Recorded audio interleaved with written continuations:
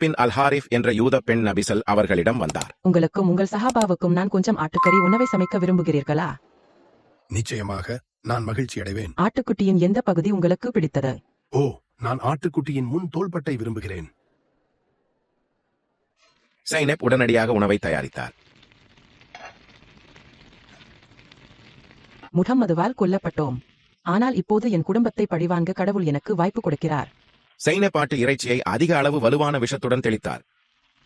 இதோ என் கணவருக்கு. நீங்கள் அவரை கொலை செய்திருக்கிறீர்கள். இது மீண்டும் என் மாமாவுக்கு. இது என் தம்பிக்கு. ஓ என் குடும்பம். நபிகள் நாயகம் ஸல் அவர்களிடமும் சஹாபா அவர்களிடமும் ஆட்டுக்குட்டி உணவை ஸைன் ரலி அவர்கள் அனுசரித்தார்கள். பிஷீர் இப்னு அல் பராபின் மார்வார் என்ற முஸ்லிம் நபி ஸல் அவர்களுக்கு அருகில் அமர்ந்திருந்தார். நபி இறைச்சியை எடுத்து சாப்பிட்டார். ஆனால் அவர் அதை